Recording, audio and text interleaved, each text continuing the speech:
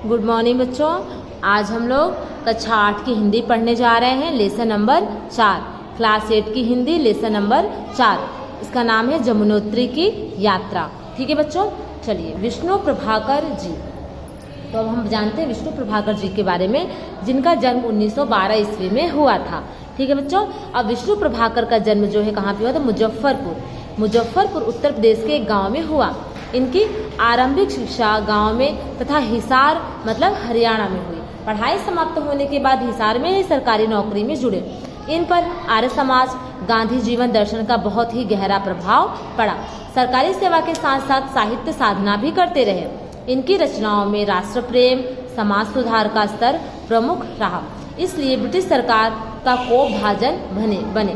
British सरकार जो थी उसके भी कोप का ये भाजन बने और नौकरी छोड़कर लेखन को आजीविका का साधन बनाया। उन्होंने नौकरी छोड़ दी, नौकरी छोड़ा और आजीविका का साधन किसे बनाया? लेखन को। इन्होंने लिखना शुरू किया। आज़ादी मिलने पर आकाशवाणी दिल्ली में रेडियो रूपक लिखने लगे। जब आज़ादी मिली तो इन्होंने क्या किया कि जो आकाशवाणी है दिल्ली में, इन्होंने रेडियो रूपक लिखने का काम शुरू किया। स्वप्नमयी, ढलती रात उपन्यास है इनकी। तो संघर्ष के बाद एक कहानी संग्रह है। नवप्रभात, डॉक्टर ये नाटक है। प्रकाश और परछाइयाँ, अशोक एकांकी संग्रह है। जाने अनजाने, संस्मरण और रेखाचित्र, तथा आवारा मसीहा शरद चंद्र की जीवनी। हाँ, इनकी यशस्वी कृतियाँ हैं। प्रस्तुत यात्रा वर्णन यहाँ एक और हमें हिमालय के सौंदर्य का दर्शन करवाता है, वहीं उस यात्रा की कठिनाइयों के प्रति भी हमें सजग करना पड़ता है। यमुनोत्री से जुड़ी पौराणिक मान्यताओं को उजागर करके हमारी संस्कृति धरोहर से भी परिचित करवाती है। प्राकृतिक सौंदर्य के बीच जीवन के कुत्सित यथार्थ को उनकी दृष्टिगत रखती हुई। तो यहाँ पे जो लेखक हैं वो जमुनोत्री की जो यात्रा पे गए थे उसके बारे में, यहाँ पे उस यात्रा के बारे में कुछ बताया गया है यहाँ पे, तो हम उसके बारे में अब पढ़ेंगे। चलिए बच्चों, हम शुरू करते हैं इस पाठ को यहाँ पे कि यात्रा के संबंध में एक प्रसिद्ध यायावार जो ने लिखा है कि जिस मनुष्य की वृत्तियां विकृत नहीं होती उसके लिए यात्रा की प्रेरणा भी उतनी ही स्वाभाविक होती है, जैसे जिस प्रकार बारिश की शुरू होती है। जिस प्रकार बारिश के शुरू होते ही सांड अपने सींगों से जमीन खोदते उसे सूंघने लगते हैं। देखो बच्चों, जब बारिश शुरू होती है तो बारिश का जो पानी होता है जमीन पड़ता है तो उसमें सोंधी सोंधी खुशबू आने लगती है। हाँ, तो देखिए यहाँ पे, तो जिस प्रकार मनुष्य की वृत्तियां विकृत नहीं होती इसलिए यात्रा की प्रेरणा भी उतनी ही स्वाभाविक होती है। जिस प्रकार बारिश की शुरू होते सांड अपने सींगों से जमीन को सूंघने लगता, उसी प्रकार यात्रा का अवसर प्राप्त होते ही अपने आप मनुष्य के पैर बिना पूछे ही चलने लगते हैं। यदि कोई उससे पूछे कि कहाँ जाना है, कहाँ चलना है, तो वह कहेगा मुझे कुछ पता नहीं है, जहाँ जा सकूँगा चला जाऊँगा। जाना, चलना, नए नए अनुभव करना, बस यही मैं जानता हूँ। आंखें प्यासी है, सारा शरीर क्षुधित है, इसलिए पैर चलते हैं। इससे अधिक मैं कुछ नहीं जानता, बस उसको घूमना है, हाँ जाना है, देखना है, नई नई चीज़ों को समझना है। अपनी वृत्तियों के बारे में मैं स्वयं क्या लिखूं, लेकिन आंखें जो हैं अवश्य प्यासी हैं, शरीर भूखा है और नए नए अनुभव करने को तो मन सदा ही व्याकुल रहता है। कुछ नई चीज़ें मिले, कुछ नया सीखूं, हाँ कुछ नया देखूं मैं। इसलिए जब हमारे यात्री दल ने इस बार गर्मियों में गंगा यमुना की जन्मभूमि की यात्रा करने का प्रस्ताव रखा, जो इनके यात्री थे दल में ग्रुप बना था जो इनका, गर्मियों में उन लोगों ने कहाँ जाने का डिसाइड किया कि हम लोग गंगा जमुना की जन्मभूमि जो है, गंगा जमुना की जन्मभूमि की यात्रा करने का प्रस्ताव रखा। तो एक बार ही मन उछल पड़ा, बहुत खुश हुए कि हाँ चलेंगे जरूर। सभी देश अपनी नदियों को प्यार करते हैं, लेकिन भारत अपनी गंगा यमुना को माँ कहकर प्यार नहीं करता, उनकी पूजा भी करता है। माँ का प्यार ही नहीं करता बल्कि उनकी पूजा भी करता है। वे पतित पावनी हमारे पापों को बहा भी ले जाती हैं। उसने भूगोल के आध्यात्म रूप भी दिया है और प्राणहीन, भूहीन, गंधहीन जल में माँ के स्नेह की कल्पना की। तभी तो प्रतिवर्ष अनेक भारतवासी अपनी इस ममतामयी माँओं की जन्मभूमि में जाने के लिए प्राणों की बाजी लगा देते हैं। ठीक है बच्चों, तो चलिए आज का हम दूसरा जो आगे हम किस पार्ट को पढ़ रहे हैं? जमुनोत्री का। तो आगे हम आपको पढ़ाते हैं यहाँ से आगे। ममता मई माओं की जन्मभूमि के लिए अपने प्राणों की भी बाजी लगा देते हैं जो भारतवासी होते हैं अनेक। तो यहाँ पे आज तो विज्ञान का युग है। आज क्या है? विज्ञान। गर्विले मानव ने साधन के बल पर बीहड़ मार्गों को मोटर चला दी। जो मनुष्य हैं, ऐसे कई चीज़ें हैं जो आप पहाड़ पे कहीं भी आप जा सकते हैं। सड़कें बना दी गई हैं, बड़े बड़े पथरीले चट्टान ने ऐसी जगह है जहाँ पे गाड़ी मोटर नहीं जा पाते थे पहले, तो अब तो सब कुछ बन चुका है। हाँ, तो ऐसे भी बीहड़ मार्गों पर मोटर चला दी गई। बस द्वारा हम हरिद्वार और ऋषिकेश, अब लेखक बता रहे हैं ये कहाँ कहाँ गए हैं, किसी चीज़ की यात्रा। पहले कहाँ गए?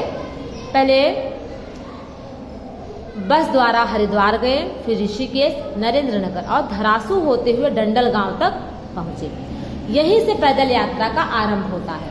यहाँ तक तो ये लोग बस से गए, लेकिन अब यहाँ से जो बस द्वारा यात्रा थी बंद हुई, अब पैदल यात्रा का आरंभ हुआ। ठीक है बच्चों, क्योंकि वहाँ से वो आगे नहीं जा सकते थे और गाड़ियाँ चलने की व्यवस्था नहीं होगी, इसलिए यहाँ से इनकी पैदल यात्रा आरंभ हुई। जिस समय हमने बस से विदा ली, उस समय भोर का शीतल समीर बह रहा था। सुबह की जो भोर की हवा होती है बहुत अच्छी, वो बह रही थी। हाँ, चीड़ तथा बांस के जो नए नए विराम वृक्षावली को देखकर, जो वृक्ष चीड़ के, बांस के इतने अच्छे अच्छे सुंदर वृक्षों को देखकर नयन को बड़ा ही सुख मिल रहा था, बहुत अच्छा लग रहा था। मन पुलक पुलक कर उठता था। यहाँ से हम लोग पहले पड़ाव गंगानी चट्टी की ओर चल पड़े। इनका पहला पड़ाव क्या था? गंगानी चट्टी। फिर कुछ ही दूर जाने पर यमुना के प्रथम दर्शन हुए। आहा, बहुत ही अच्छा अनुभव हुआ। यही है वह काली कालिंदी जो सूर्य सुता यश भागिनी और जिसके तट पर मोहन ने रास रचाए थे।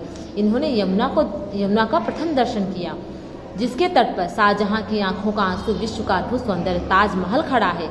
इस नीलवर्णी क्षीण का स्वच्छंद शांत यमुना को देखता रहा, मानो कोई सुदृढ़ शरीर वाली पर्वती बाला प्रीतम की दृष्टि नयनों में भरे आतुर व्याकुल ऊंचे नीचे मार्गों पर चलती जा रही है। लेकिन देखिए बच्चों, यहाँ पे प्रकृति यहाँ जितनी रूपसी है मानो और उसकी बस्तियाँ उतनी ही गंदी हैं। हाँ, यहाँ पे उन्होंने देखा कितनी प्यारी है, कितना अच्छा लग रहा है यहाँ से, लेकिन जो मनुष्य है मानव की बस्तियाँ उन्होंने उतना ही गंदा उसको बना के रखा है। फिर गंगानी में भीड़ भी तो थी। रात में यहाँ रुकने का विचार त्याग कर हम आगे बढ़े। इतनी भीड़ थी वहाँ पे कि वो लोग रुकने के लिए सोच रहे थे, लेकिन उन्होंने विचार को त्याग दिया, सोचना बंद करें, हम यहाँ नहीं रुकेंगे। फिर थोड़ी दूर आगे चले। दूर से जो शान दिखाई देती थी, पास जाने पर भी वही शांत यमुना शोर मचाकर उठलाने लगी। पत्थरों से टकरा कर उसका श्यामल नील जल जो जल था वो फैनिल हो गया। हाँ, श्यामल नील जल था वो फैनिल धवल हो उठा। तभी सहसा मन में उठा, जहाँ जमुना के प्रथम दर्शन हो, उस स्थान का नाम गंगानी अर्थात गंगा लाई गई क्यों है। अब देखिए बच्चों, जहाँ से जमुना के प्रथम दर्शन होते हैं, हाँ, यहाँ पे जहाँ जमुना के प्रथम दर्शन हो उस स्थान का नाम है गंगानी। गंगानी का मतलब होता है अर्थात गंगा लाई गई। क्यों? पूछने पर जाना के प्राचीन काल में वहाँ एक ऋषि रहते थे जो रोज भयंकर राढ़ी पार करके, पर्वतों को पार करके 16 मील दूर गंगा स्नान करने जाया करते थे। बुढ़ापे में यह संभव नहीं हुआ तो उन्होंने गंगा की स्तुति की और प्रसन्न होकर वहाँ एक कुंड में गंगा जी वहीं एक कुंड में प्रकट हुई। इस प्रतीक कथा के पीछे मनुष्य की प्रबल इच्छा शक्ति, कर्म निष्ठा का इतिहास भी छुपा है। वही कुंड आज भी वर्तमान में है। मन ही मन उस कुंड को प्रणाम किया। निर्माता यामुन ऋषि, हाँ उनका नाम क्या था? यामुन। तो निर्माता यामुन ऋषि को प्रणाम करके हम आगे बढ़े। देखा ऊपर वन में बड़ी भयंकर आग लगी हुई है, निरंतर पत्थरों की बौछार हो रही है। हाँ, देखा ऊपर वन में बड़ी भयंकर आग लगी है, निरंतर पत्थरों की बौछार। पूछिए नहीं किस प्रकार का उस मार्ग को पार किया हम लोगों ने, इतनी गर्मी थी वहाँ पे। हाँ, पर किसी अवश्य न कर पाता। उस मार्ग को पार किया, पर किया अवश्य। मुश्किल लग रहा था, लेकिन क्या किया, उस मार्ग को उन्होंने किस प्रकार उस मार्ग पर, पूछो नहीं कि किस प्रकार उस मार्ग को पार किया। अवश्य न कर पाता तो आपका यह हाँ, अगर मैं कर नहीं पाता तो आपको कथा कैसे सुनाता, इसलिए मार्ग तो पार करना ही पड़ा। अगले पड़ाव पर पहुँचते रात हो गई। यही नहीं, धर्मशाला में तिल धरने को स्थान न था। सोचो, जब गए वहाँ पे तो सोचे कि धर्मशाला में रात बिताएंगे, लेकिन वहाँ पे तिल रखने के लिए भी स्थान नहीं, तो ये लोग आराम कहाँ से करते। चौकीदार भी घबरा कर भाग गया था। अब क्या हो, तभी एक कुमाऊनी महिला को हम जो वहाँ पे कुमायूनी महिला थी, हम पर दया आई और वह उसने नाम मात्र का किराया लेकर हमें अपनी खुली दुकान में रात बिताने की अनुमति दे दी। किराया सिर्फ नाम मात्र का लिया, लोगों से ज़्यादा लिया नहीं। उस उदार हृदय पर्वती बाला ने हमें अपने सभी सुख सुविधा देने का पूरा प्रयत्न किया। हाँ, उस चट्टी में खाने को कुछ न बचा था, दूध चाय तक न मिली। हमारे बोझी कहीं मार्ग में रह गए। वह रात कभी नहीं भूलेंगे। खुली दुकानों में एक टिमटिमाता लालटेन था, जिसका प्रकाश अंधकार को और भी डरावना बना रहा था। कुत्ते निरंतर भौंके जा रहे थे, खच्चर हिनहिनाते थे। हर आहट पर बोझी के आने की ही अवश्य आशा होती थी। सामने अपूर्व दृश्य था, पूरे के पूरे पहाड़ जल उठे थे। अग्नि कहीं वर्तुल बनती थी, कहीं धनुषाकार रूप धारण करती थी, कहीं एक नया तारों भरा आकाश निर्मित हो गया था। मानो को विश्वामित्र सा प्रचंड तपस्वी नए स्वर की रचना करने की प्रतिज्ञा कर चुका। अब नींद कैसे आती? फिर यमुना मैया का स्वर भी तो दूर से आने वाले संगीत की तरफ गूंज रहा था। देखो बच्चों, जब पानी की लहरें चलती है तो धीरे धीरे उसमें से आवाज़ आती है। हाँ, सवेरे चाय पीकर आगे बढ़े तो मार्ग की चढ़ाई बड़ी कठिन लगी। हाँ, चढ़ाई उतराई का था।